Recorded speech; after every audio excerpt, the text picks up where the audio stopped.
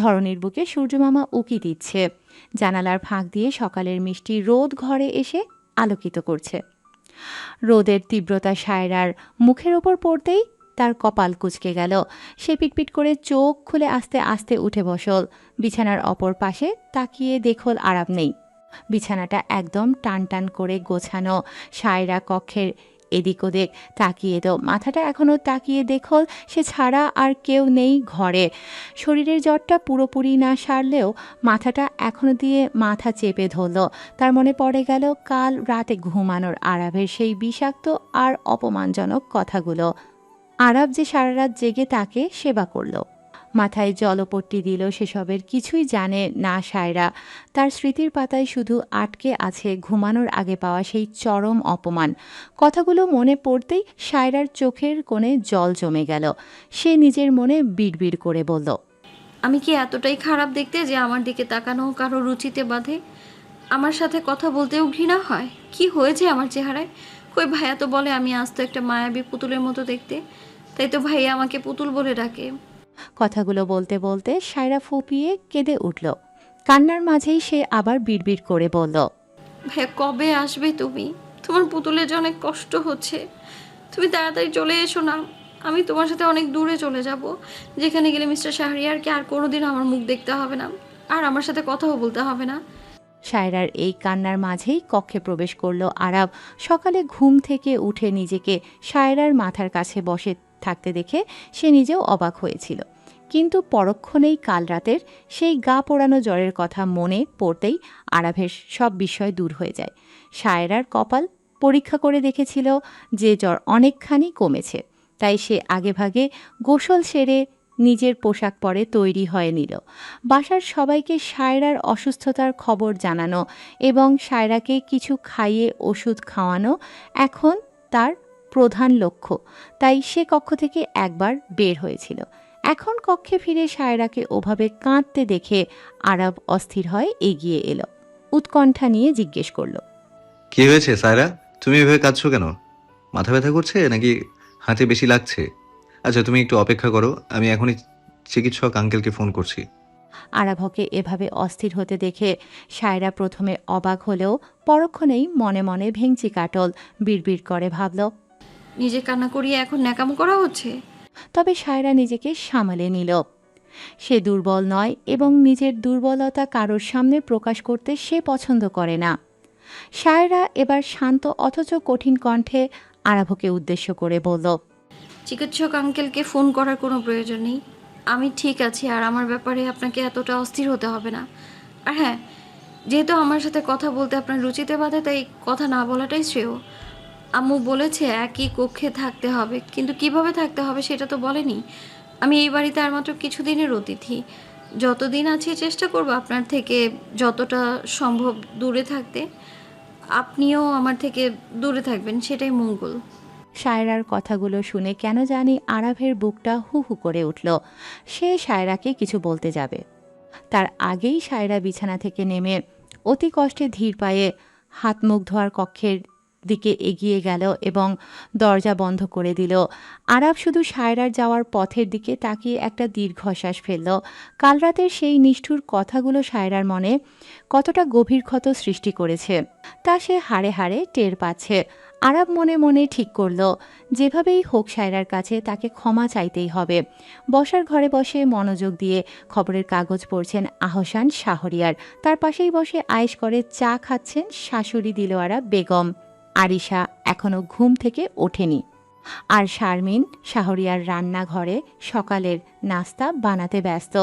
কিছুক্ষণ আগে আরাব যখন এসে জানাল সায়রার হাতের ব্যথায় প্রচণ্ড জ্বর উঠেছে, আদ্র অনুর দিকে ফিরে তাকিয়ে বলল, তখন শারমিন বেগম সায়রাকে তখনই দেখতে যেতে চেয়েছিলেন, কিন্তু আরাব বারণ করে বলল সায়রা সারা রাত ব্যথায় ঘুমাতে পারেনি, এখন কেবল একটু চোখ বুজেছে, তাই এখন বিরক্ত না করাই ভালো। এই কথা শুনে তিনি আর উপরে যাননি, বরং তড়িঘড়ি করে রান্নাঘরে চলে এসেছেন সায়রার জন্য এমন কিছু রান্না করতে যা জ্বরের মুখে খেতে ভালো লাগবে। মেয়েটাকে কিছু খাইয়ে ওষুধ না খাওয়ালে তো আর জ্বর যাবে না।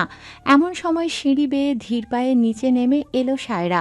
পরনে তার গোলাপি রঙের সালোয়ার কামিজ আর মাথায় সুন্দর করে জড়ানো সাদা ওড়না।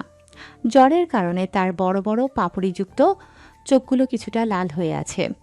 মুখটা দেখাচ্ছে ফ্যাকাশে শিউলি ফুলের মতো।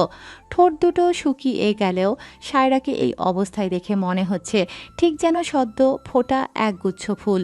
মাত্র গোসল করে আসার কারণে ভেজা চুলে জলের বিন্দুগুলো মুক্তোর মতো জ্বলছে, আর কোমর ছাপানো চুল থেকে টপ টপ করে পানি ঝরছে।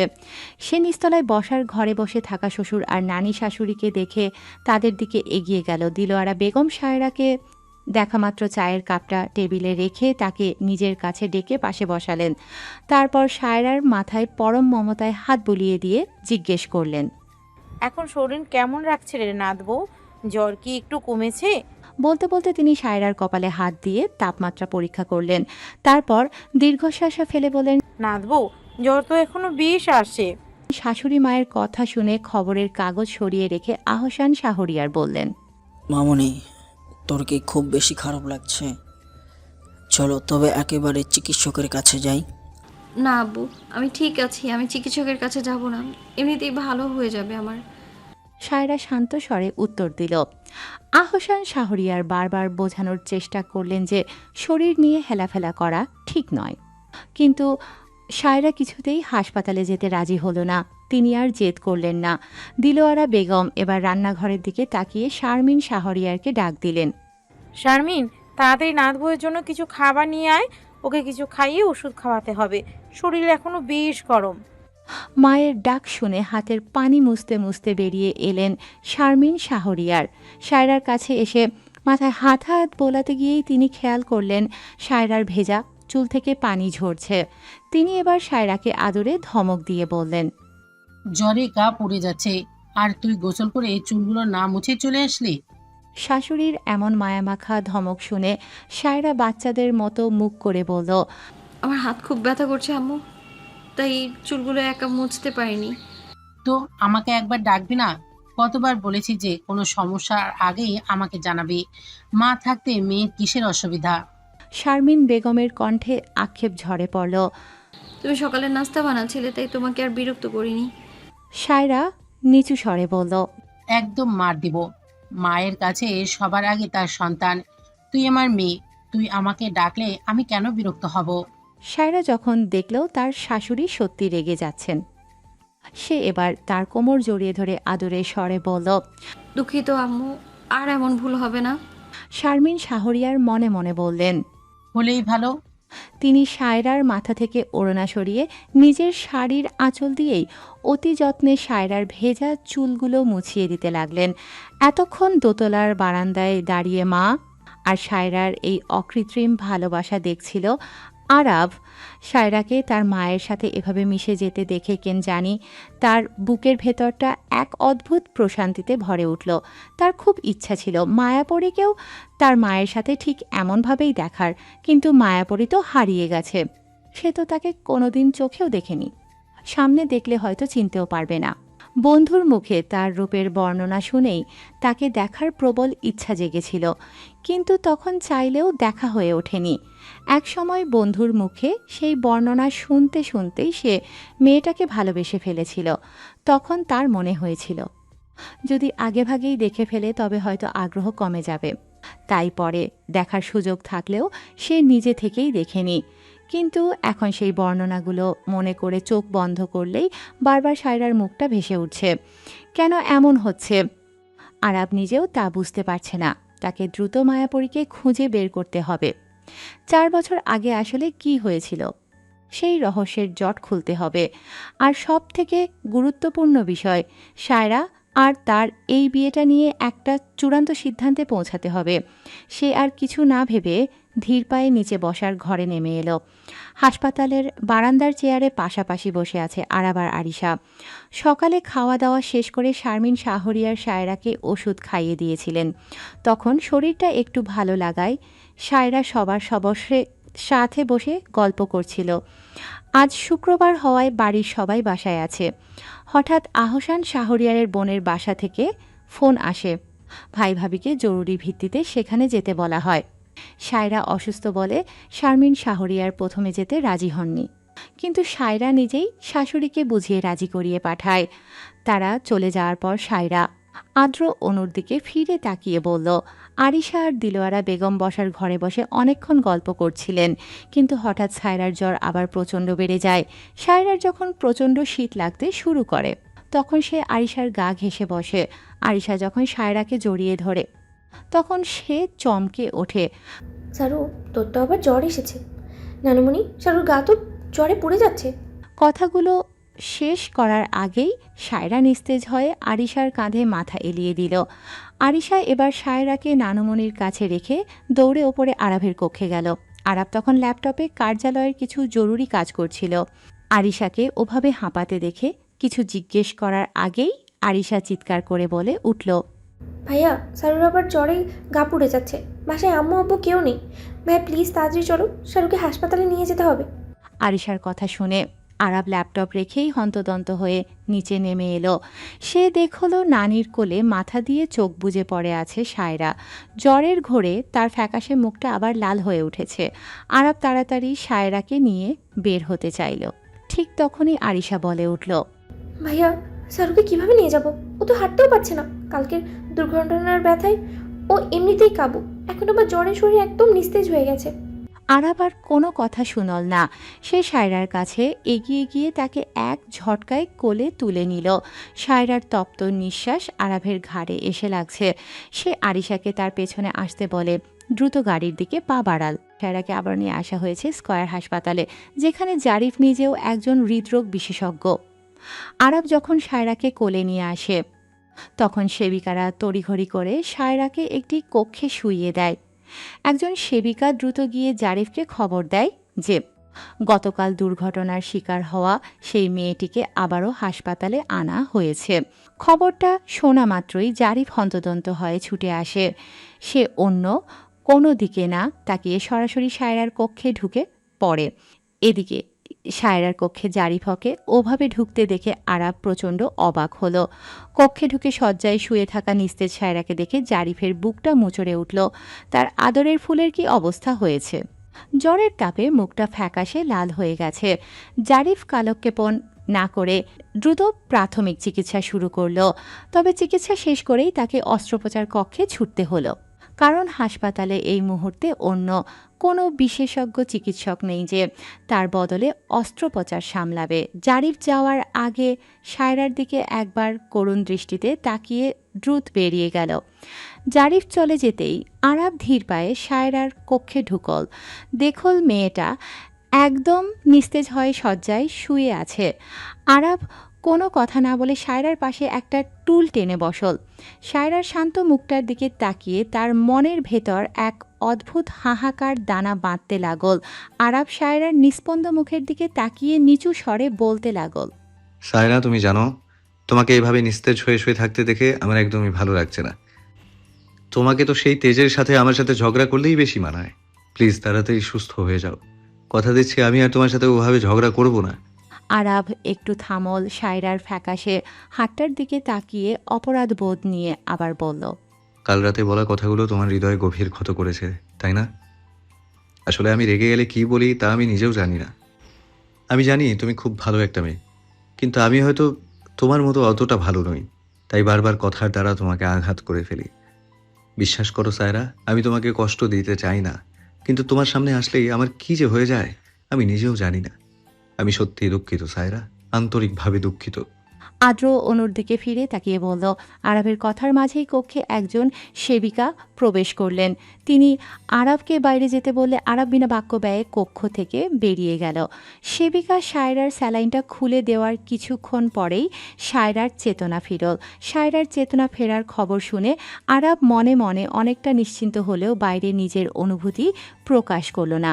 আরিশা কক্ষে ঢুকেই সায়রাকে শক্ত করে জড়িয়ে ধরে কান্নায় ভেঙে পড়ল। সে কাঁদতে কাঁদতে বলল। সারু, আমি খুব ভয় পেয়ে গেছিলাম রে। তোর যদি কিছু হয়ে যেত তবে আমি কার সাথে মজা করতাম, কার সাথে আড্ডা দিতাম। তুই আমাকে ছেড়ে কোথাও যাস না, আমি তোকে ছাড়া থাকতে পারবো না। সায়রার শরীর এখনও বেশ দুর্বল। সে অনুভব করতে পারছে আরিশা তাকে হারানোর ভয়ে কতটা অস্থির হয়ে পড়েছে। সায়রা মনে মনে একটু হাসল। তার স্বামী যেমনই হোক না কেন, শ্বশুর শাশুড়ি আর ননদ হিসেবে সে যেন মানিক রতন পেয়েছে। সে আরিশার পিঠে হাত বুলিয়ে তাকে শান্ত করার চেষ্টা করল। মেয়েটা কাঁদতে কাঁদতে হেঁচকি তুলে ফেলেছে। সায়রা খুব ক্ষীণ স্বরে বলল, আরু, আমি ঠিক আছি রে, দেখ তুই কান্না থামা, কিছু হবে না আমার। আমার ভাইয়া এখনো আসেনি, ভাইয়া আসা পর্যন্ত আমাকে অন্তত ঠিক থাকতে হবে। কারণ ভাইয়া যদি এসে দেখে তার পুতুল ভালো নেই, তবে সে নিজেকে কিভাবে সামলাবে? দুর্বলতার কারণে সায়রার গলার আওয়াজটা একদম নিচু হয়ে এসেছে। সায়রার কথা শুনে আরিশা একটু শান্ত হয়ে চোখের জল মুছে জিজ্ঞেস করলো, তোর ভাইয়া এসে তোকে নিয়ে যাবে তাই না? হ্যাঁ, ভাইয়া আমায় কথা দিয়েছে 4 বছর পর ফিরে এসে ও আমাকে ওর সাথে নিয়ে যাবে। সায়রার চোখে এক অদ্ভুত দৃঢ়তা আর প্রত্যয় ফুটে উঠল। কিন্তু এখন তো তোর বিয়ে হয়ে গেছে চারু। আরিশা কিছুটা সংশয় নিয়ে বলল। বিয়ে শব্দটা শুনে সায়রার মুখে এক চিলতে তাচ্ছিল্যের হাসি ফুটে উঠল। সে ম্লান হেসে বলল, বিয়েটা যদি স্বাভাবিক হতো আর তোর ভাই আমায় স্ত্রী হিসেবে মেনে নিত, তবে হয়তো ভাইয়া নিয়ে যেতে চাইলেও আমি স্বামী সংসার ছেড়ে যেতাম না। কিন্তু যেখানে বিয়ের প্রথম রাতেই আমায় অপমান করে হাতে টাকার চেক ধরিয়ে দেওয়া হয়, তার জীবন থেকে চলে যেতে বলা হয়, সেখানে আর যাই হোক ওই মানুষের জন্য মায়া বাড়িয়ে আমি পড়ে থাকবো না। সায়রা একটু দম নিয়ে আবার বলল, প্রথমে ভেবেছিলাম বিয়েটা যেহেতু হয়েই গেছে, আমি সবটুকু মানিয়ে নেওয়ার চেষ্টা করব, স্বামীকে ভালোবাসবো। কিন্তু বাসর রাতের পর সেই ইচ্ছেটাও মরে গেছে। এখন তোর ভাইও এই বিয়ে মানেন না, আর আমিও মানি না। তাই ভাইয়া আসার পর এখান থেকে আমি কি করব? আর ভাইয়া এলেই আমি তার সাথে চলে যাব। আরব মাত্র কক্ষে ঢুকতে যাচ্ছিল। ঠিক তখনই সায়রার কথাগুলো কানে আসতেই তার পা দুটো যেন মেঝেতে আটকে গেল। সায়রার বলা প্রতিটি কথা আরাব দরজার আড়াল থেকে শুনেছে, আর তার প্রতিটি শব্দ আরাভের বুকে তপ্ত কাঁটার মতো বিচ্ছে। আরাভ আর কক্ষে ঢোকার সাহস পেল না। সে ধীর পায়ে বারান্দার চেয়ারে গিয়ে ধপ করে বসে পড়ল। সে ভাবতে লাগলো সায়রা তো একটি কথাও ভুল বলেনি, সব তো ধ্রুব সত্য। সে নিজেই তো বিয়ের রাতে টাকার চেক ধরিয়ে দিয়ে সায়রাকে চরম অপমান করেছিল এবং তার জীবন থেকে চলে যেতে বলেছিল। আরাফের এখন মনে হচ্ছে এতটা নিষ্ঠুর হওয়া তার একদমই উচিত হয়নি। তবে তার মাথায় এখন একটা প্রশ্ন বারবার ঘুরপাক খাচ্ছে, কে সায়রার এই ভাই যে কি না এসেই সায়রাকে নিয়ে যাবে? আর যদি নিয়ে যাওয়ারই পরিকল্পনা থাকে তবে বিয়েটা হতে দিল কেন? সায়রা বলল তার ভাই 4 বছর পর ফিরে এসে তাকে নিয়ে যাওয়ার কথা দিয়েছে। গতকাল রাতেও সায়রা জ্বরের ঘোরে বারবার তার ভাইয়ার কাছেই অভিযোগ করছিল। আরব যখন এসব গভীর চিন্তায় মগ্ন, তখনই তার নজরে এল জারিফ। অস্ত্রোপচার শেষ করে পোশাক বদলে দ্রুত পায়ে সায়রার কক্ষের দিকেই আসছে সে। জারিফ কক্ষে ঢুকে দেখল সায়রা শয্যায় চোখ বুজে শুয়ে আছে, আর পাশে টুলে বসে আছে আরিশা। জারিফ গভীর মমতায় সায়রাকে ডেকে উঠল। ফুল। পরিচিত কণ্ঠস্বর শুনে সায়রা ক্লান্ত চোখে পিটপিট করে তাকাল। দেখল জারিফ তার সামনে দাঁড়িয়ে আছে। জারিফকে আসতে দেখে আরিশা কক্ষ থেকে বেরিয়ে গেল। তার একটু হাত মুখ ধোয়া প্রয়োজন। আরিশা বেরিয়ে যেতেই আরাব কক্ষের দিকে পা বাড়াল। ভাবল সায়রার যদি কোনো কিছুর প্রয়োজন হয়। কিন্তু দরজার সামনে আসতে আর আবারও থমকে গেল। সায়রা তখন জারিফের কোলে মাথা রেখে ফুপিয়ে কাঁদছে।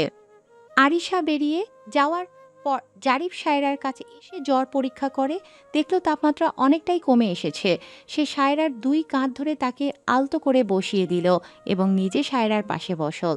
জারিফ মমতাভরা কণ্ঠে জিজ্ঞেস করল, ফুল, এখন কি ঠিক আছিস? কিছু খাবি? আমি নিয়ে আসবো। না, আমি কিছু খাবো না, আমার ভীষণ মাথা ব্যথা করছে। সায়রা ভাঙা গলায় উত্তর দিল। সায়রার মাথা ব্যথার কথা শুনে জারিফ অস্থির হয়ে উঠল। সে নিজের কোলের ওপর একটা বালিশ টেনে দিয়ে সায়রাকে বলল, এদিকে আয়, আমার কোলে মাথা রাখ, আমি মাথা টিপে দিচ্ছি, দেখবি ব্যথা কমে যাবে। সায়রা কোনো বাক্য ব্যয় না করে জারিফের কোলের বালিশে মাথা রাখল। জারিফ খুব যত্ন নিয়ে আস্তে আস্তে সায়রার মাথা টিপে দিতে লাগলো। হঠাৎ সায়রা আবারও ফুপিয়ে কেঁদে উঠল। তা দেখে জারিফ উৎকণ্ঠা নিয়ে জিজ্ঞেস করল, ফুল, খুব বেশি ব্যথা করছে? সায়রা কাঁদতে কাঁদতেই ধরা গলায় বলল, ভাইয়া কোথায় জিরা ভাই? ভাইয়া কেন আসছে না? ভাইয়া তো বলেছিল 4 বছর পর এসে আমায় নিয়ে যাবে, তাহলে কেন আসছে না ভাইয়া? সায়রা একটু থেমে দম নিয়ে আবার বলল, তুমি জানো তুমি চলে যাওয়ার পর ভাইয়াও আমায় একা রেখে চলে গেছে। শুধু একটা চিঠি দিয়ে বলেছে 4 বছর পর এসে নিয়ে যাবে আমায়। তো তোমরা সবাই কেন আমায় একা রেখে চলে গেলে? প্রথমে আম্মু চলে গেল না ফেরার দেশে, তারপর তুমি চলে গেলে, আর তুমি যাওয়ার পর ভাইয়াও চলে গেল। এখন তুমি ফিরে এসেছো, তাহলে ভাইয়া কেন আসছে না? কথাগুলো বলতে বলতে সায়রা আরও বেশি কান্নায় ভেঙে পড়ল। এদিকে সায়রার কথা শুনে জারিফের বুকটা হু হু করে উঠল। সে কিভাবে বোঝাবে তার এই ফুলকে যে সায়রা যেমন ভাইয়ার জন্য কষ্ট পাচ্ছে, ঠিক একইভাবে ভাইও দিনরাত কষ্টের সাগরে ডুবে আছে। এমন কোনো রাত নেই যেদিন সাফওয়ান তার পুতুলের ছবি বুকে জড়িয়ে না ঘুমিয়েছে। ভাইয়ের বেঁচে থাকার একমাত্র সম্বলই তো এই পুতুল, জারিফ মনে মনে ভাবল। তোকে কিভাবে বোঝাবো রে ফুল, তুই চিন্তা করিস না। আর মাত্র কয়েকটা দিন, তারপর ভাইয়া চলে আসবে তোর কাছে। তখন পুতুল সবসময় তোর ভাইয়ের কাছেই থাকবে। জারিফ মনের কথা মনেই চেপে রেখে মুখে সান্ত্বনার সুরে বলল, চিন্তা করিস না ফুল, ভাইয়া খুব শীঘ্রই চলে আসবে। আর যতদিন ও না আসছে ততদিন আমি তো আছি। আমি সাফওয়ান ভাইয়ার পুতুল আর আমার ফুলের খুব খেয়াল রাখবো। তোর কোনো সমস্যা হলে সবার আগে আমাকে জানাবি। ছোটবেলার মতো আমি তোর সব সমস্যা চুটকি বাজিয়ে ঠিক করে দেব। জারিফ শেষের কথাগুলো একটু নাটকীয় ভঙ্গিতে বলল যাতে সায়রাকে হাসানো যায়। হলেও তাই। সায়রা তার জিরাফ ভাইয়ের কথা শুনে চোখের জল মোছার আগেই হেসে উঠল। সায়রার হাসি দেখে জারিফও স্বস্তির নিঃশ্বাস ফেলল এবং নিজেও হাসিতে যোগ দিল। এদিকে কক্ষের দরজার আড়ালে দাঁড়িয়ে আরাব অবাক হয়ে তাকিয়ে আছে। তার মাথার ভেতর হাজারো প্রশ্ন ঘুরপাক খাচ্ছে। জারিফের সাথে সায়রার আসল সম্পর্কটা কি? জারিফ কেন সায়রাকে আমার ফুল বলে ডাকছে? আর সায়রা কেনই বা জারিফের সামনে এতটা সহজ? আরাফের বুকের ভেতর এক অজানা যন্ত্রণা দানা বাঁধতে শুরু করল। মাথা টিপে দেওয়ার এক পর্যায়ে সায়রা গভীর ঘুমে তলিয়ে গেল। জারিফ সায়রাকে অতি সাবধানে শয্যায় শুইয়ে দিয়ে কক্ষ থেকে বেরিয়ে এলো। নিজের কক্ষের দিকে যাওয়ার জন্য সে পা বাড়াতেই পেছন থেকে একটি গম্ভীর কণ্ঠস্বর ভেসে এলো। সায়রার সাথে তোর আসলে কি সম্পর্ক? আর তুই আমেরিকা থেকে কবে ফিরেছিস? বাসায় কেউ তো জানে না যে তুই দেশে ফিরে এসেছিস। কণ্ঠস্বরটি চিনতে জারিফের এক মুহূর্ত সময় লাগল না। এটি আরাফের কণ্ঠ। জারিফ ঠোঁটের কোণে বাঁকা হাসি ফুটিয়ে পেছনে ফিরে তাকাকাল দেখল আরাব উত্তরের আশায় তীক্ষ্ণ দৃষ্টিতে তার দিকে তাকিয়ে আছে। জারিফ এবার আরাবের চোখের দিকে সরাসরি তাকিয়ে বলল, ও আমার প্রাণ সঞ্জীবনী। বেঁচে থাকতে হলে ওর এই হাসি মুখটা আমাকে দেখতেই হবে। এবার তুমিই ভেবে দেখো ও আমার কে হয়। আর আমি কবে দেশে এসেছি সেটা বাসার কাউকে জানানোর প্রয়োজন মনে করিনি। জারিফের এমন উত্তর আরাফের মোটেও পছন্দ হলো না। তার হাতের মুঠো শক্ত হয়ে এলো। সে এবার দাঁতে দাঁত চেপে গম্ভীর স্বরে বলল, দূরে থাকবি ওর থেকে, মনে রাখিস ও আমার স্ত্রী। কথাটা শুনে জারিফ অদ্ভুতভাবে ব্যঙ্গ করে হেসে উঠল। সে তাচ্ছিল্য ভরে বলল, স্ত্রী? তাই এই সম্পর্কটা কি তুমি নিজে বিশ্বাস করো বা মানো? জারিফের প্রশ্নে আরাব এক মুহূর্তের জন্য থমকে গেল। সে যখনই পাল্টা কিছু বলতে যাবে তখনই সেখানে আরিশা এসে উপস্থিত হলো। সে প্রথমে আরাব আর জারিফকে ওভাবে দাঁড়িয়ে থাকতে দেখে অবাক হলো। পরক্ষণেই দুশ্চিন্তা নিয়ে জিজ্ঞেস করল, তোমরা দুজন এখানে কি করছো? সারা কোথায়? ও কি কক্ষে একা? ওর যদি কোনো কিছু প্রয়োজন হয়? আরিশার কথা শেষ হওয়ার আগেই জারিফ বলে উঠল, চিন্তা করিস না আরো, আমি আমার ফুলকে ঘুম পাড়িয়ে এসেছি। আমি থাকতে আমার ফুলের কোনো অসুবিধাই হবে না, হতে দেব না আমি। জারিফ প্রতিটি শব্দ আরাভকে শুনিয়ে শুনিয়ে জোর দিয়ে বলল। এদিকে আরাভের চোয়াল রাগে আরও শক্ত হয়ে গেল। জারিফের এই বারবার আমার ফুল ডাকটা তার কানে তপ্ত কাঁটার মতো বিচ্ছে। সায়রাকে বাসায় নিয়ে এসেছে আরাব আর আরিশা, যদিও জারিফ তাকে আরও একদিন হাসপাতালে রাখতে চেয়েছিল, কিন্তু সায়রা কিছুতেই রাজি হলো না। জারিফ অনেক বোঝানোর চেষ্টা করলেও সায়রা জেদ ধরে বসে আছে। তার কথা সে হাসপাতালে থাকবেই না। তাকে যদি জোর করে রাখা হয় তবে সে জারিফের সাথে আর কোনোদিন কথা বলবে না। অগত্যা সায়রার এই অবুঝ জেদের কাছে জারিফকে হার মানতে হলো। তবে সায়রা এবার জারিফের কাছে নতুন আবদার জুড়ে দিল। জারিফকেও তাদের সাথে বাসায় যেতে হবে তার শাশুড়ির সাথে দেখা করার জন্য। জারিফ অনেক বুঝিয়ে বলল যে সে এখন যাবে না, সে একবারে ভাইয়া আসার পর তার সাথেই দেখা করতে যাবে। সায়রা প্রথমে মানতে না চাইলেও জারিফের অনেক অনুনয় বিনয়ের পর শেষমেশ মেনে নিল। এদিকে সায়রাকে জারিফের কাছে ছোট বাচ্চাদের মতো আবদার করতে আর জেদ ধরতে দেখে আরাফের মোটেও ভালো লাগছে না। যে মেয়ে তার সাথে কোনোদিন ভালো মুখে একটা কথা বলে না, সে মেয়ে কিনা আরেকজনের সাথে হাসি মুখে আবদার করছে, জেদ করছে। সায়রা আরাফের সামনে গেলেই নিজের মুখটা গম্ভীর করে রাখে। এমন হাসি খুশি সায়রাকে সে আগে কোনোদিন দেখেনি।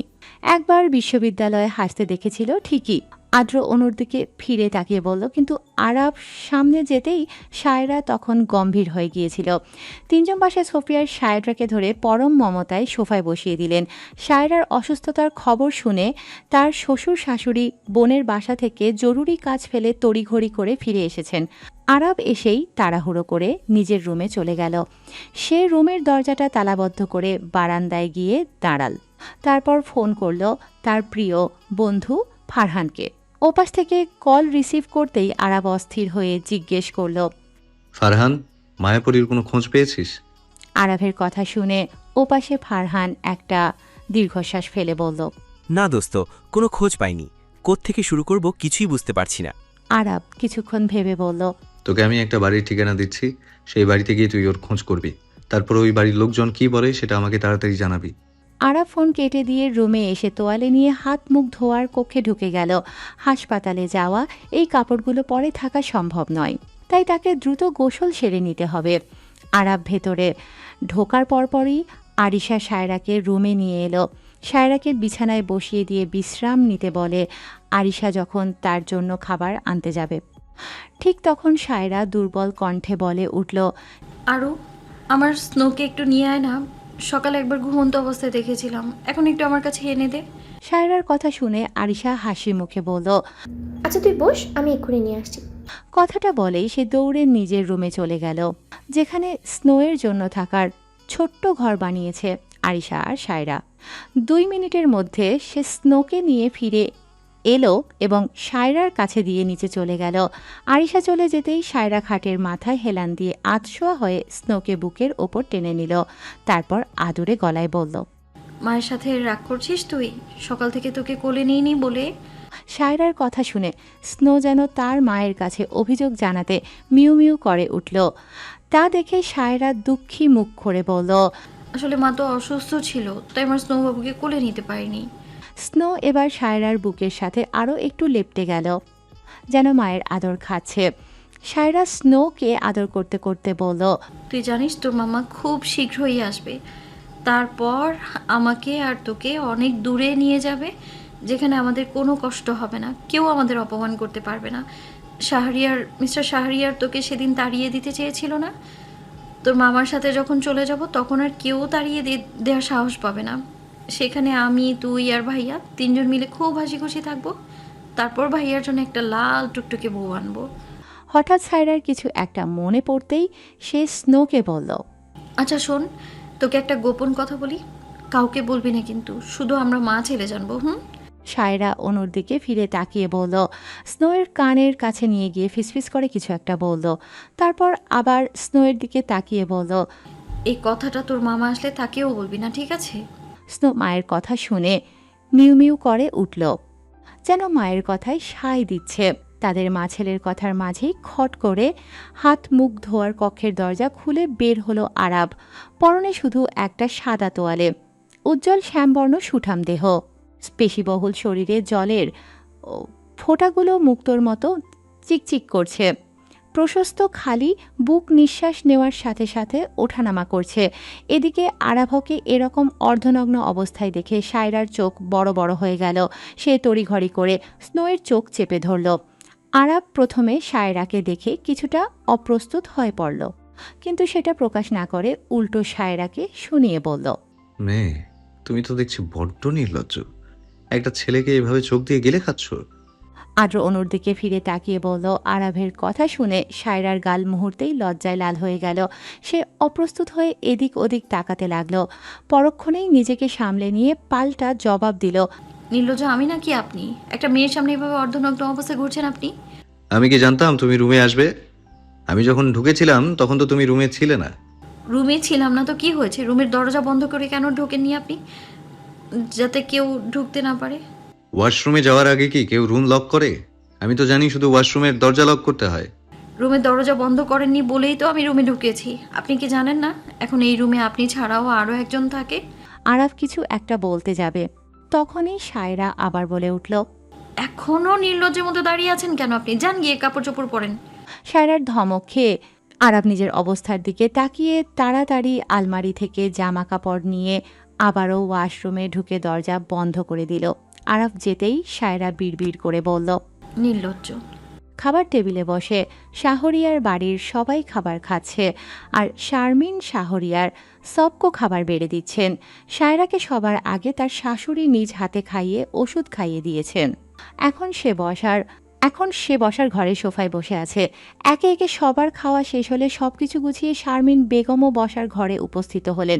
সবাইকে দেখে আহসান শাহরিয়ার বলে উঠলেন। আরব, তোমার কি 4 দিনের ছুটি হবে? বাবার কথা শুনে আরাব ওনার দিকে তাকিয়ে গম্ভীর গলায় বলল। আমার ছুটি নিয়ে তোমার কি প্রয়োজন? তারা উত্তর না দিলে তোমার হয় না, তাই না?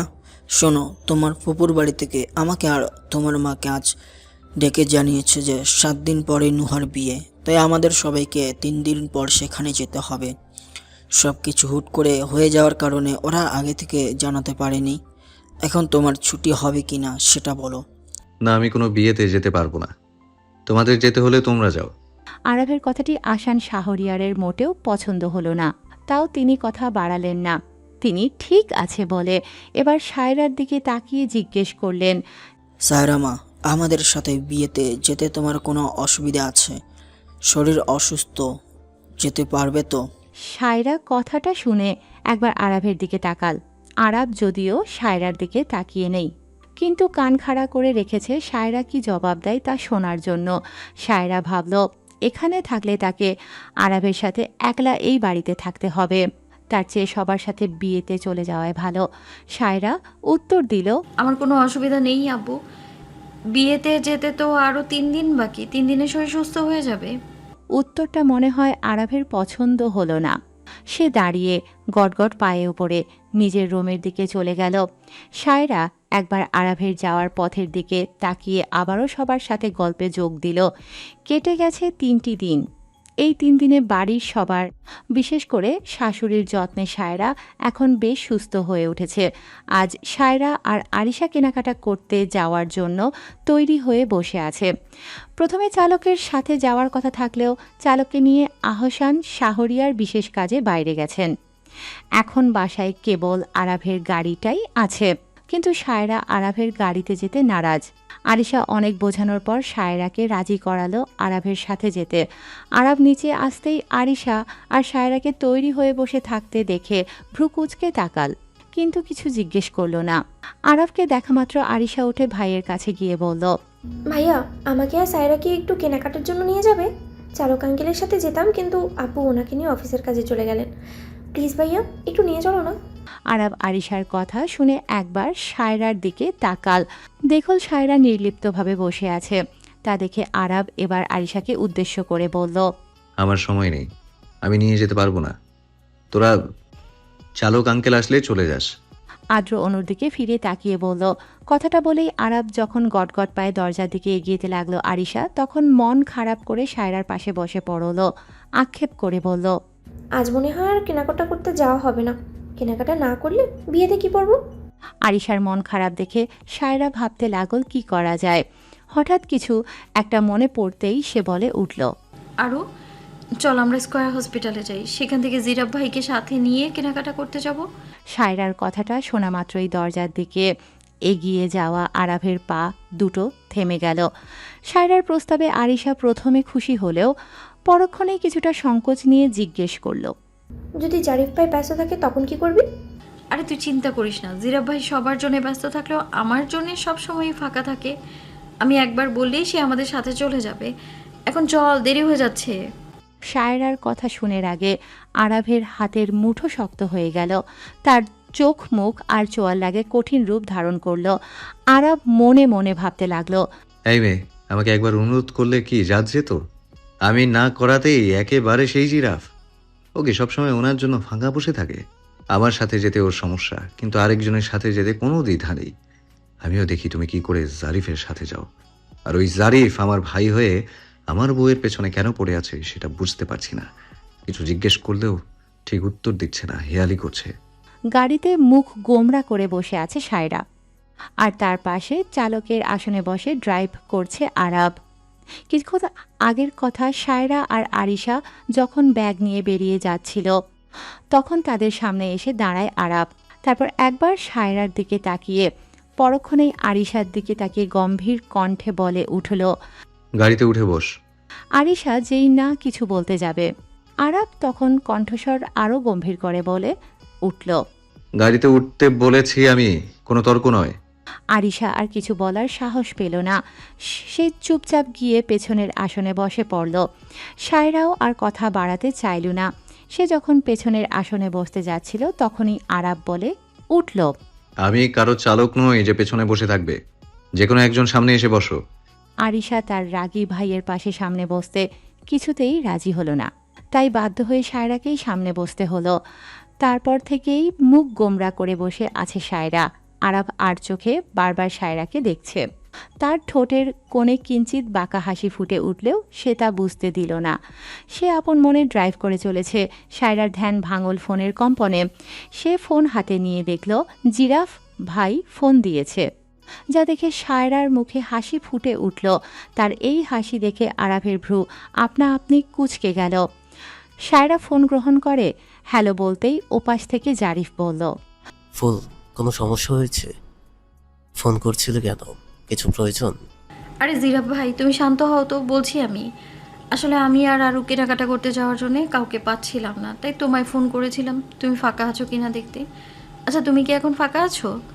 জিরাফ ভাই নামটা শোনা মাত্রই গাড়ির চাকায় রাখা আরাফের হাত দুটো শক্ত হয়ে গেল। সে তীক্ষ্ণ দৃষ্টিতে সায়রার দিকে তাকাল। আমি এখন ফাঁকা আছি, অস্ত্রোপচার শেষ করে বের হয়েছি। এখন আপাতত আর কোনো কাজ নেই। কোথায় আছিস এখন? আমি আসবো। আমরা এখন বসুন্ধরা সিটি কেনাকাটা করার ভবনের দিকে যাচ্ছি, তুমি চলে এসো। মিস্টার শাহরিয়ার আমাকে আর আরুকে নামিয়ে দিয়ে চলে যাবে, তারপর তুমি, আমি আর আরু মিলে কেনাকাটা করব। আরাফের চোয়াল শক্ত হয়ে গেল। এদিকে ভাইয়ের রাগী মুখ দেখে আরিশা মিটমিট করে হাসছে।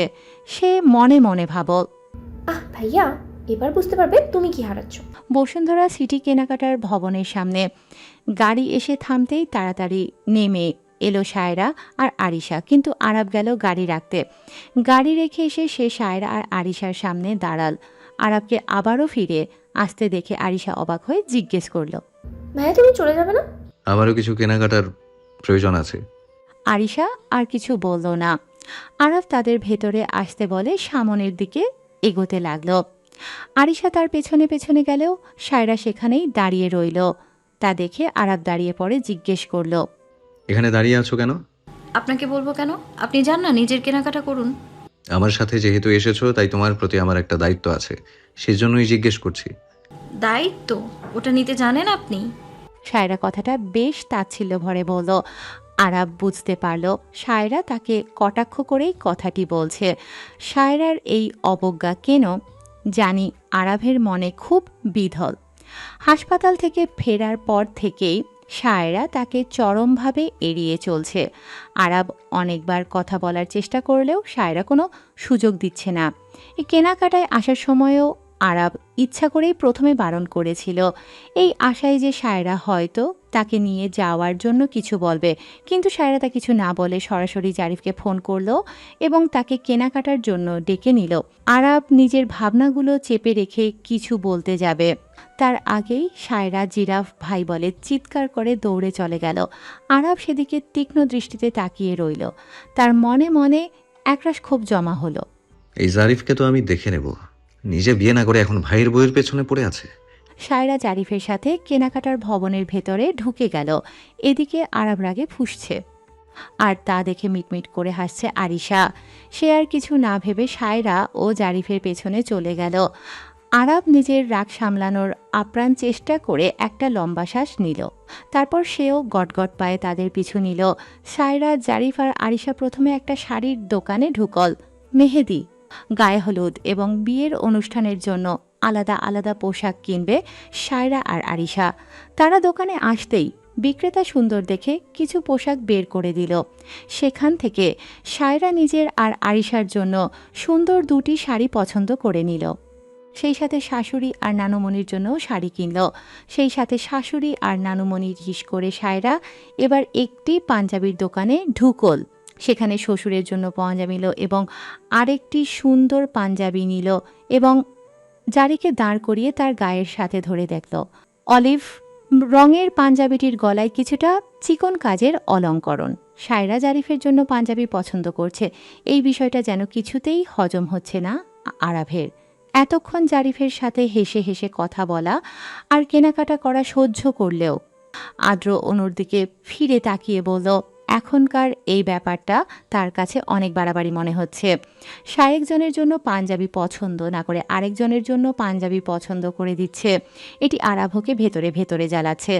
আরাব আর কিছু না বলে সোজা সায়রার সামনে গিয়ে সায়রার হাত থেকে পাঞ্জাবিটা নিয়ে নিল। তারপর বলল, এই পাঞ্জাবিটা আমার পছন্দ হয়েছে, এটা আমি নেব, তুমি ওকে আরেকটা নিতে বলো।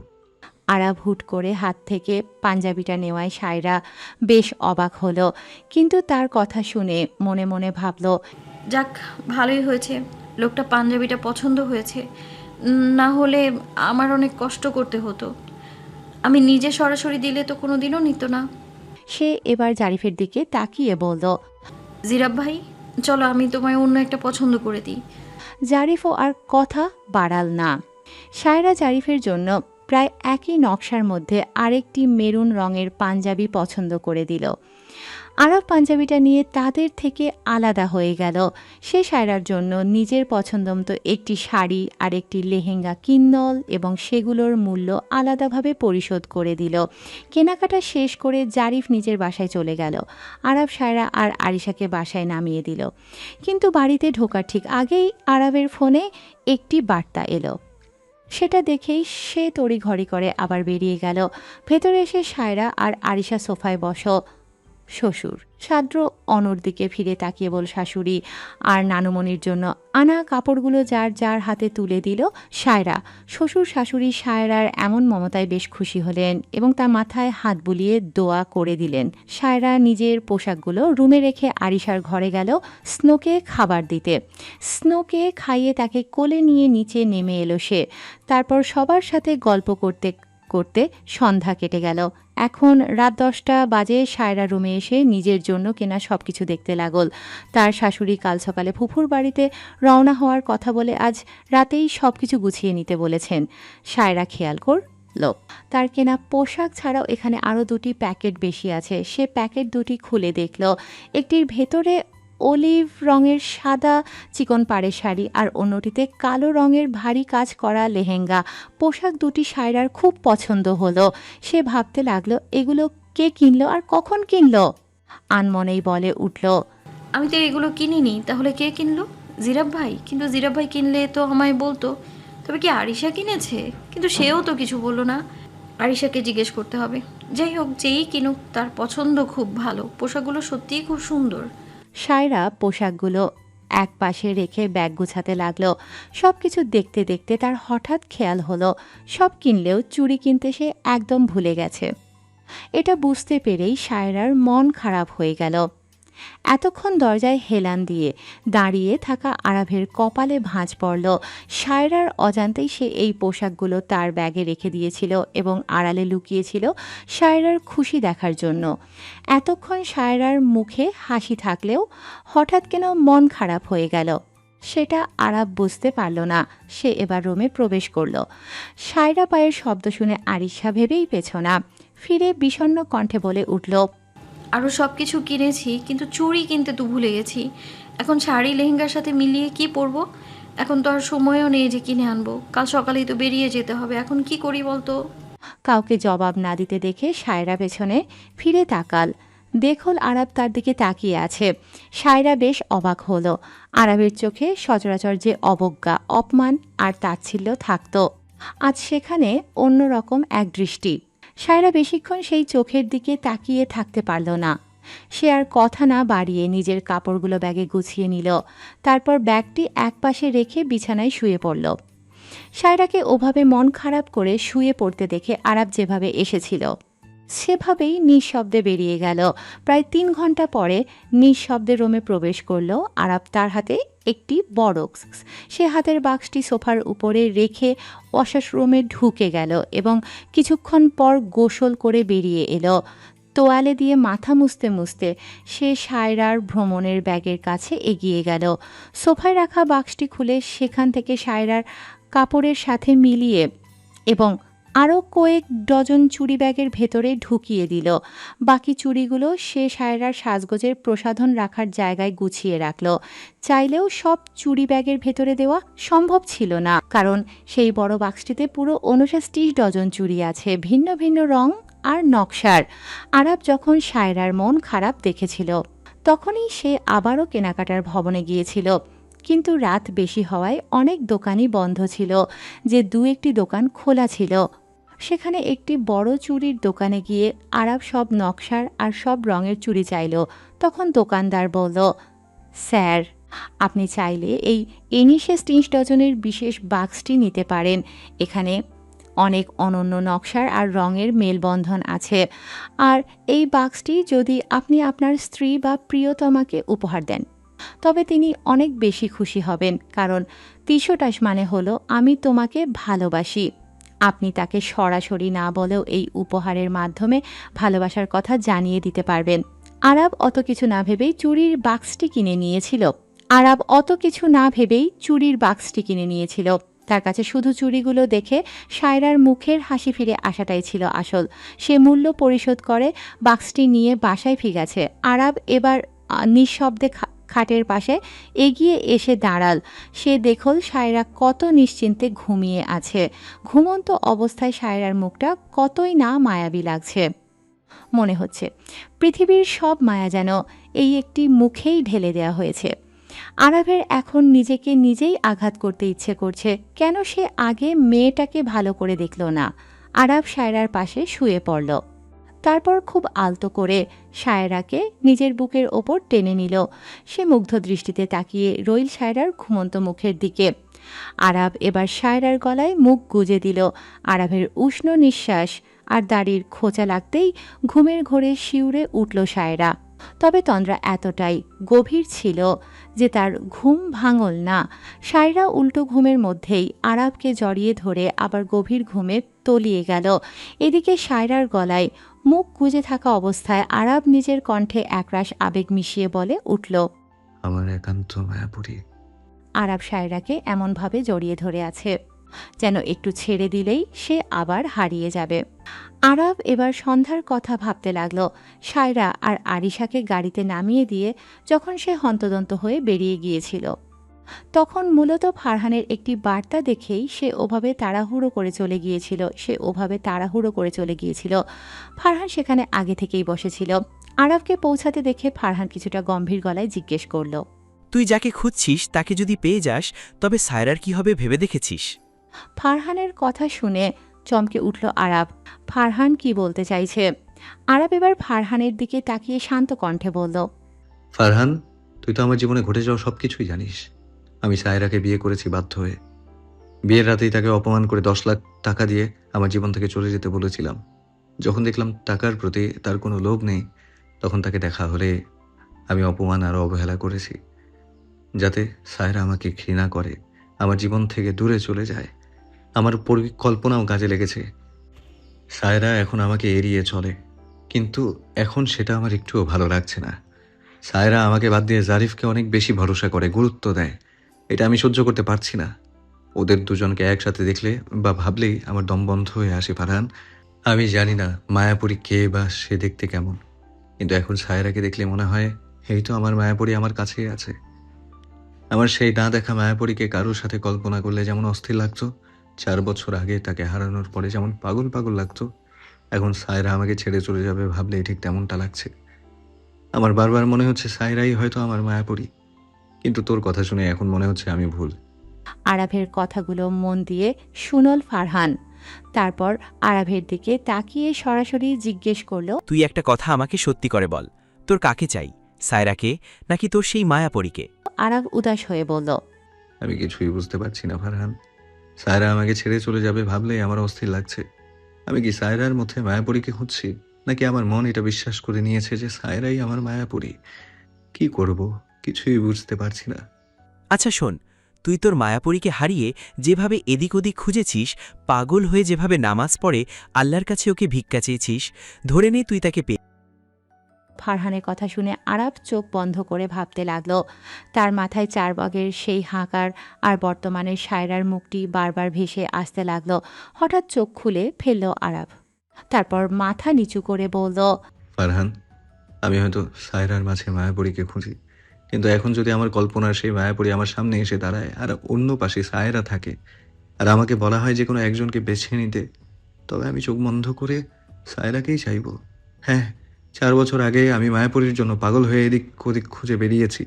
শেষমেশ নামাজে দাঁড়িয়ে তাকে ভিক্ষা চেয়েছি, কিন্তু হয়তো আমার চাওয়ায় ভুল ছিল, বা সেটা আমার জন্য সঠিক ছিল না। তাই আল্লাহ আমাকে সেই মায়াপরীকে দেননি। মায়াপরী আমার জীবনের একটা সুন্দর স্বপ্ন ছিল, যে স্বপ্নটা আমি এখন সায়রার মধ্য দিয়ে উপভোগ করতে চাই। এতদিন কেমন ছিলাম জানি না, কিন্তু সায়রা আসার পর থেকে ওর মুখের দিকে তাকালে মনে হয় আমার মায়াপরীকেই দেখছি।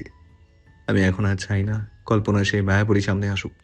আমি এখন সায়রাকেই নিয়ে বাঁচতে চাই। সায়রা আমার জীবনে নেই ভাবলেই দম বন্ধ হয়ে আসে, যা গত 4 বছরে মায়াপরী না থাকার সময়ও হয়নি। আমার এখন শুধু সায়রাকেই লাগবে, আর কাউকে না। আরাফের কথাগুলো শুনে মুচকি হাসল ফারহান। তারপর তার কাঁধে হাত রেখে বলল। ফারহানের কথা শেষ হওয়ার আগেই আরাফ তাকে জড়িয়ে ধরে বলল, মায়াপরীকে সেটা আমি আর জানতে চাই না। তুইও তার খোঁজ করা বন্ধ করে দে। শুধু এইটুকু খোঁজ নে যে আমাদের সেই বন্ধুটি এখন কোথায় আছে আর কেমন আছে। এটুকুই আমার জন্য যথেষ্ট। আর আমাকে এই সত্যিটা উপলব্ধি করানোর জন্য তোকে অনেক ধন্যবাদ। সত্যি বলছি, আমার আর কাউকে চাই না। আজ থেকে সায়রাই আমার মায়াপরী, আমার বউ, আমার আইরি। কথাগুলো বলে হাসি মুখে সেখান থেকে বেরিয়ে গেল আরাব। তার যাওয়ার পথের দিকে তাকিয়ে ফারহান একাই বিড়বিড় করে বলে উঠল। নিজের ভাবনা থেকে বেরিয়ে এলো আরাব। সে সায়রাকে আরও নিবিড়ভাবে জড়িয়ে ধরল। সায়রার শান্ত মুখের দিকে তাকিয়ে অনুতপ্ত কণ্ঠে বিড়বিড় করে বলল, আইরি, ক্ষমা করে দাও আমাকে। তোমাকে অনেক কষ্ট দিয়েছি, অনেক অবহেলা আর অপমান করেছি। সব কিছুর জন্য তোমার এই মিস্টার শাহরিয়ারকে ক্ষমা করে দাও। আজ থেকে আমি শুধু তোমার, আর কারো না। তুমিও শুধু আমার, শুধু এই আরব শাহরিয়ারের। আমার জিনিস আমি অন্য কারো নজর বরদাস্ত করব না। কথাগুলো বলে আরাফ মুচকি হেসে সায়রার মাথায় ঠোঁট ছোঁয়াল। সায়রার চুলের সেই মিষ্টি ও মন মাতানো সুবাস নাকে আসতেই আরাফ যেন এক ঘোরের মধ্যে তলিয়ে গেল। সেই সুবাস আরাফের রন্ধ্রে রন্ধ্রে এক অদ্ভুত নেশা ধরিয়ে দিচ্ছে। আরাফ নিজের ওপর নিয়ন্ত্রণ হারিয়ে ফেলছে। সে সায়রার চুলে মুখ ডুবিয়ে দিয়ে ধিমে আনল পরম আবেশে সে সায়রার গলায় ছোট ছোট ঠোঁট নামিতে লাগলো। ঠিক তখনই সে সায়রার ঘুমের ঘোরে কেঁপে কেঁপে উঠতে লাগলো। সেই কম্পন আরাভকে বাস্তবে ফিরিয়ে আনল। সে তড়িঘড়ি করে সায়রার কাছ থেকে সরে এলো। তার কপালে বিন্দু বিন্দু ঘাম জমেছে, বুকটা ধড়ফড় করছে। নিজেকে ধমক দিয়ে সে মনে মনে বলল, এটা কি করতে যাচ্ছিলি তুই আরব? তুই ওকে ভালোবাসিস ঠিকই, কিন্তু তোর করা ভুলের কারণে মেয়েটা তো তোকে ঘৃণা করে। ওর সম্মতি ছাড়া ওর এতটা কাছে যাওয়ার অধিকার কি তোর আছে? আরাব বড় একটা নিঃশ্বাস নিয়ে নিজেকে সামলে নিল, আর কোনো কথা না ভেবে সায়রাকে বুকের মাঝে টেনে নিয়ে শুয়ে পড়ল। আজ তার আর কিছু চাই না, শুধু এই অভিমানী মেয়েটা তার আলিঙ্গনে থাকলেই হবে। এই মেয়েটার মনে মেয়েটা তার আলিঙ্গনে থাকলেই হবে। এই মেয়েটার মনে নিজের জন্য বিশ্বাস আর আরাবের একমাত্র লক্ষ্য। এরপর দীর্ঘ 4 বছর পর এক পরম শান্তির ঘুমে তলিয়ে গেল আরাব। আরও একটি সুন্দর ভোরের সূচনা। আকাশের বুক থেকে অন্ধকারের রেশ তখনও পুরোপুরি কাটেনি। পূব আকাশে কেবল আবছা আলোর রেখা ফুটে উঠছে। পাশের মসজিদ থেকে আজানের সুমধুর ধ্বনি ভেসে আসতেই আরাফের ঘুমটা হালকা হয়ে এলো। সে আস্তে আস্তে চোখ খুলে সায়রার স্নিগ্ধ ঘুমন্ত মুখটি দেখতে পেল। সায়রা বিড়ালছানার মতো ঘাপটি মেরে আরাফের বুকের ওপর শুয়ে আছে। দৃশ্যটি দেখে আরাফের ঠোঁটে এক চিলতে মায়াবী হাসি ফুটে উঠল। সে সায়রাকে আরেকটু নিবিড়ভাবে জড়িয়ে ধরে কানের কাছে মুখ নিয়ে ফিসফিস করে বলল, শুভ সকাল আইরি। অরপর সায়রার কপালে আলতো করে চুমু দিয়ে তাকে বিছানায় শুইয়ে দিল। সে গায়ে ভালো করে চাদর জড়িয়ে দিয়ে আরাব ওয়াশরুমে চলে গেল। অজু করে নামাজের জন্য বেরিয়ে গেল সে। আরাব যাওয়ার কিছুক্ষণ পরেই সায়রার ঘুম ভাঙল। ঘড়িতে সময় দেখল 5টা 20। সায়রা ভাবল, সচরাচর আজানের শব্দেই তার ঘুম ভেঙে যায়, তাহলে আজকে কেন ভাঙল না? সে আর কিছু না ভেবে দ্রুত প্রসাদন সেরে অজু করে নামাজে দাঁড়িয়ে গেল। নামাজ শেষ করে কোরআন তিলাওয়াত করার জন্য সায়রা বারান্দায় চলে গেল। ভোরের স্নিগ্ধ বাতাস গায়ে মেখে কোরআন তিলাওয়াত করার মাঝে এক অন্যরকম প্রশান্তি আছে। সায়রা যখন তিলাওয়াতে মগ্ন, ঠিক তখনই রুমে প্রবেশ করল আরাব। সায়রাকে রুমে দেখতে না পেয়ে আরাবের ভ্রু কুঁচকে গেল। এদিক ওদিক তাকিয়ে দেখার সময় তার কানে এলো সেই চিরচেনা মিষ্টি কণ্ঠস্বরের কোরআন তিলাওয়াত। আরাব ধীর পায়ে বারান্দার দিকে এগিয়ে গেল। ঠিক বিয়ের প্রথম দিনের মতোই একটি দৃশ্য। সেদিন আরাবের মনে কেবল কৌতূহল ছিল, আর আজ সে জানে এই কণ্ঠস্বরটি তার আইরির। সেদিনের মতো আবারও বারান্দার দরজায় এসে দাঁড়াল আরাব। সায়রাকে এই মুহূর্তে এক অনন্য সুন্দর লাগছে। হয়তো মানুষ ঠিকই বলে, ভালোবাসার মানুষকে সব সময় একটু বেশি সুন্দর মনে হয়। সে যেমনই হোক না কেন, আরাব নিজের মনে মনে কয়েকবার আওড়াল, মাশাল্লাহ মাশাল্লাহ, কারোর নজর না লাগুক আমার আইরির ওপর। সায়রার কোরআন তিলওয়াত শেষ না হওয়া অবধি আরাব বারান্দার দরজায় হেলান দিয়ে দাঁড়িয়ে মুগ্ধ দৃষ্টিতে তাকে দেখছিল। তিলওয়াত শেষ করে সায়রা কোরআন শরীফটি বন্ধ করে বুকে জড়িয়ে ধরল। যখনই রুমে যাওয়ার জন্য ঘুরে দাঁড়াল, দেখল দরজায় আরাব দাঁড়িয়ে আছে। সায়রা খেয়াল করেছে।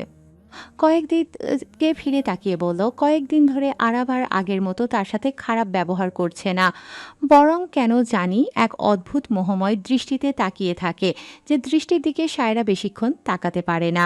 তাকালেই এক অজানা ঘোরের মাঝে হারিয়ে যেতে ইচ্ছে করে। সায়রা তড়িঘড়ি করে চোখ নামিয়ে নিল এবং আরাবকে পাশ কাটিয়ে চলে যেতে চাইছিল। আরাবের মোটেও ভালো লাগল না যে তার আইরি তাকে কিছু না বলে চলে যাচ্ছে। সে পেছন থেকে গম্ভীর অথচ মায়াবী কণ্ঠে ডেকে উঠল, আইরি। কি ছিল কে জানে আরাবের সেই ডাকে। সায়রার চলন্ত পা দুটো যেন মেঝেতে আটকে গেল।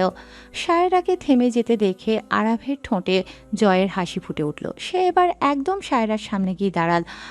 সায়রা প্রবল কৌতূহল নিয়ে আরাবের দিকে তাকিয়ে আছে। তার নাম তো সায়রা, তবে মিস্টার শাহরিয়ার তাকে আইরি বলে ডাকছেন কেন? আরাব সায়রার চোখের কৌতূহল দেখেও কিছু বলল না, বরং সে কথা পাল্টে সায়রাকে জিজ্ঞেস করল, আচ্ছা, সবার সাথে বিয়েতে না গেলে হয় না? তুমি তো ওখানে কাউকে চেনো না, গিয়ে কি করবে? তার চেয়ে বরং আমার সাথে এখানেই থেকে যাও না। রুমে অস্থির হয়ে পায়চারি করছে আরাব। বাবাকে তো বলেই দিয়েছে সে বিয়েতে যাবে না, তাই বউটাকেও বারণ করলো না যেতে, কিন্তু বউটা তার কথা কানেই তুলল না। উল্টো বলে কিনা, আপনার সাথে বাড়িতে থাকার চেয়ে অচেনা মানুষের সাথে থাকা অনেক ভালো। আরাব মনে মনে ভাবতে লাগলো। বললেই হলো নাকি? আমি থাকতে দিলে তো আমি নিশ্চিত যে ওই বিয়েতে জারিফও যাবে। সায়রা যাচ্ছে শুনলে ওই বেটা জারিফ এমনিতেই সায়রার পেছনে পেছনে ঘুরবে। এমনিতেই বউ তাকে আমার চেয়ে বেশি গুরুত্ব দেয়, যা আমি একদম সহ্য করতে পারি না। না, সায়রাকে একা যেতে দেওয়া যাবে না। বিয়ে বাড়িতে কত মানুষ আসবে, যদি কেউ তাকে পছন্দ করে ফেলে। জারিফ তো আছেই, তার উপর বাড়ির লোকজনও আমার বিরুদ্ধে। প্রথম একটু কষ্ট দিয়েছি বলে সবাই আমার উপর ছোঁটা। সায়রা আমার সাথে থাকতে চাচ্ছে না তো কি হয়েছে? আমি সায়রার সাথে বিয়ে বাড়িতে যাব, কিন্তু যাব কিভাবে? বাবাকে তো না করে দিয়েছি, এখন কেউ আর যেচে আমাকে বলবে ওরা।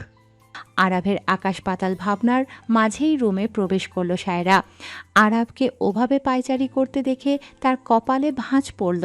সে অত কিছু না ভেবে তৈরি হওয়ার জন্য কাপড় নিয়ে হাত মুখ ধোয়ার কক্ষে চলে গেল। কিছুক্ষণ পর ফ্রেশ হয়ে বের হয়ে এলো সায়রা। সাজগোজের আয়নার সামনে বসে প্রয়োজনীয় সাজগোজ সেরে বোরকা আর হিজাব পরে নিল। হঠাৎ সায়রার নজরে এল সেই চুড়ির বাক্সটি। সে বাক্সটি হাতে নিয়ে এদিক সেদিক ঘুরিয়ে দেখতে লাগল। মনে মনে ভাবল, চুড়িগুলো কে এনেছে? আমি তো কাউকে বলিনি যে চুড়ি কিনতে ভুলে গিয়েছি, শুধু মিস্টার শাহরিয়ারকে বলেছিলাম আরিশা মনে করে। তার মানে কি মিস্টার শাহরিয়ার? সায়রা পেছনে ফিরে দেখল আরাব আনমনে কিছু ভাবছে। সায়রা এবার জিজ্ঞেস করল, মিস্টার শাহরিয়ার, চুড়ির বক্সটা কি আপনি নিয়ে এসেছেন? সায়রার কথায় আরাব নিজের ভাবনা থেকে বেরিয়ে সামনে তাকাতেই যেন ঘোরের মধ্যে চলে গেল। আরাব বুকের ডান পাশে হাত দিয়ে নিজের মনেই বলে উঠল। মাশাল্লাহ। পরক্ষণেই চিন্তিত হয়ে আবার বিড়বিড় করল। আল্লাহ, কে বলেছিল বউটাকে এত মায়াবী হতে? বোরকা হিজাব পরা অবস্থায় যদি এত মায়াবী দেখায়, তবে যখন বিয়েতে শাড়ি পরবে তখন তো না না, এমনিতেই দুশ্চিন্তায় বাঁচি না, এখন আরেক দুশ্চিন্তা, বউকে সারাক্ষণ চোখে চোখে রাখতে হবে। আরাফের ঘোর কাটো সায়রার ডাকে। সায়রা আবারও জিজ্ঞেস করল। শুনতে পাচ্ছেন? চুরি বক্সটা কি আপনি এনেছেন? আরাব এবার নিজেকে সামলে নিয়ে বলল। হ্যাঁ, আমি নিয়ে এসেছি। কাল রাতে দেখলাম চুড়ি কিনতে ভুলে গেছো বলে মন খারাপ করে শুয়ে পড়েছো। আমি একটা কাজে বাইরে গিয়েছিলাম, সেখানে চুড়িগুলো দেখে তোমার কথা মনে হলো, তাই নিয়ে এসেছি।